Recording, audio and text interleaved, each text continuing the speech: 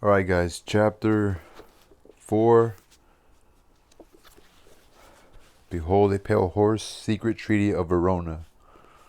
Precedent and positive proof of conspiracy from Congressional Records, Senate, 1916, p. 6781. And the American Diplomatic Code, Volume 2, 1778 through 1884, Elliott, p. 179.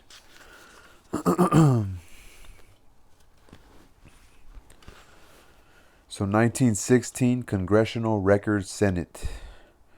Mr. Owen, I wish to put in the record the secret treaty of Verona of November 22nd, 1822, showing what this ancient conflict is between the rule of the few and the rule of the many.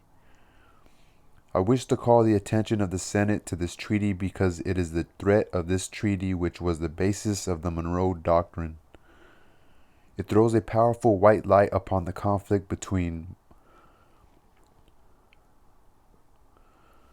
I don't know how to pronounce that word, monarchical. It throws a powerful white light upon the conflict between monarchical government and government by the people. The Holy Alliance, under the influence of Metternich, the Premier of Austria, in 1822, issued this remarkable secret document, American Diplomatic Code, 1778 through 1884. The undersigned specially authorized to make some additions to the Treaty of the Holy Alliance, after having exchanged their respective credentials, have agreed as follows. Article 1.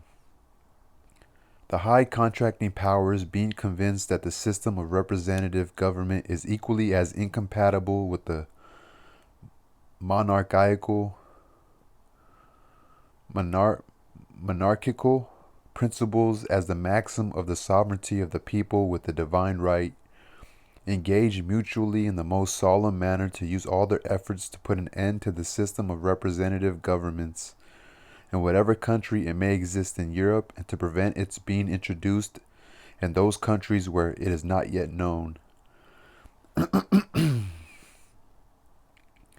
Article 2. As it cannot be doubted that the liberty of the press is the most powerful means used by the pretended supporters of the rights of nations to the detriment of those of princes, the high contracting parties promise reciprocally to adopt all proper measures to suppress it, not only in their own states, but also in the rest of Europe. Article 3. Convinced that the principles of religion contribute most powerfully to keep nations in the state of passive obedience which they owe to their princes, the high contracting parties declare it to be their intention to sustain in their respective states those measures which the clergy may adopt, with the aim of ameliorating their own interests, so intimately connected with the preservation of the authority of the princes, and the contracting powers join in offering their ranks to the Pope for what he has already done for them, and solicit his constant cooperation in their views of submitting the nations. Article 4. The situation of Spain and Portugal unite unhappily all the circumstances to which this treaty has particular reference. The high contracting parties, in confiding to France the care of putting an end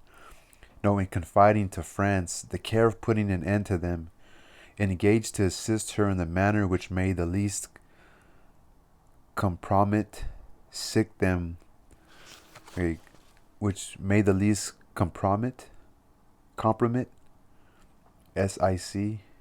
them with their own people and the people of France by means of a subsidy on the part of the two empires of 20 million of francs every year from the date of the signature of this treaty to the end of the war. Article 5. In order to establish in the peninsula the order of things which existed before the revolution of Cadiz, and to ensure the entire execution of the articles of the present treaty, the high contracting parties give to each other the reciprocal assurance that as long as their views are not fulfilled, Rejecting all other ideas of utility or other measure to be taken, they will address themselves with the shortest possible delay to all the authorities existing in their states and to all their agents in foreign countries, with the view to establish connections tending toward the accomplishment of the objects proposed by this treaty. Article 6. This treaty shall be renewed with such changes as new circumstances may give occasion for, either at a new Congress or at the court of one of the contracting parties as soon as the war with Spain shall be terminated. Article 7. The present treaty shall be ratified and the ratifications exchanged at Paris within the space of 6 months. Made at Verona the 22nd November 1822. For Austria, Metternich; for France, Chateaubriand; for Prussia, Bernstedt; for Russia, Nesselrode. Mr. Owen, I ask to have printed in the Congressional Record this secret treaty because I think it ought to be called now to the attention of the people of the United States and of the world. This evidence of the conflict between the rule of the few versus popular government should be emphasized on the minds of the people of the United States, that the conflict now waging throughout the world may be more clearly understood. For after all said, the great pending war springs from the weakness and frailty of government by the few, where human error is far more probable than the error of the many, where aggressive war is only permitted upon the authorizing vote of those whose lives are jeopardized in the trenches of modern war. Mr. Shafroth. Mr. President, I should like to save the senator state whether in that treaty there was not a coalition formed between the powerful countries of Europe to reestablish the sovereignty of Spain and the republics of South and Central America. So he's asking, Mr. Shafroth. Did I skip a page or no? 105, so 106. Mr. Shafroth. Mr. President, I should like to have the senator state whether in that treaty there was not a coalition formed between the powerful countries of Europe to reestablish the sovereignty of Spain and the republics of South and Central America. Mr. Owen, I was just going to comment upon that, and I'm going to take but a few moments to do so because I realize the pressure of other matters. This Holy Alliance, having put a Bourbon prince upon the throne of France by force, then used France to suppress the constitution of Spain immediately afterwards, and by this very treaty gave her a subsidy of 20 million francs annually to enable her to wage war upon the people of Spain and prevent their exercise of any measure of the right of self-government. The Holy Alliance immediately did the same thing in Italy by sending Austrian troops to Italy, where the people there attempted to exercise a like measure of liberal constitutional self-government, and it was not until the printing press, which the Holy Alliance so stoutly opposed, taught the people of Europe the value of liberty, that finally one country after another seized the greater and greater right of self-government, until now it may be fairly said that nearly all the nations of Europe have a very large measure of self-government. However, I wish to call the attention of the Senate and the country to this important history in the growth of constitutional popular self-government. The Holy Alliance made its powers felt by the whole state drastic suppression. The Holy Alliance made its powers felt by the wholesale drastic suppression of the press in Europe, by universal censorship, by killing free speech and all ideas of popular rights, and by the complete suppression of popular government. The Holy Alliance, having destroyed popular government in Spain and in Italy, had well-laid plans also to destroy popular government in the American colonies, which had revolted from Spain and Portugal in Central and South America under the influence of the successful example of the United States.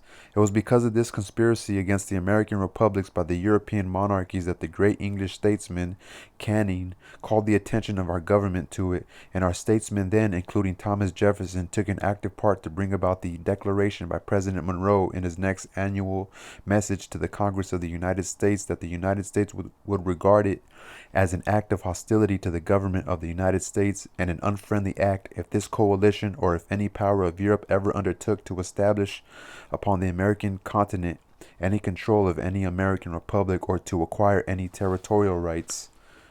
This is the so-called Monroe Doctrine. The threat under the secret Treaty of Verona to suppress popular government in the American republics is the basis of the Monroe Doctrine.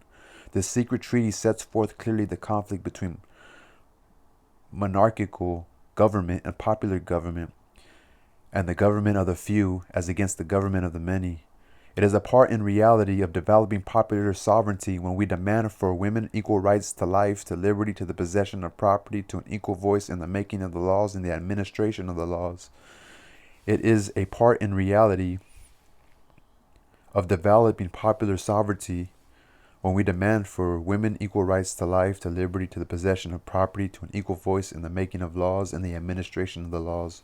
This demand on the part of women is made by men, and it ought to be made by men as well as by thinking, progressive women, as it will promote human liberty and human happiness. I sympathize with it, and I hope that all parties will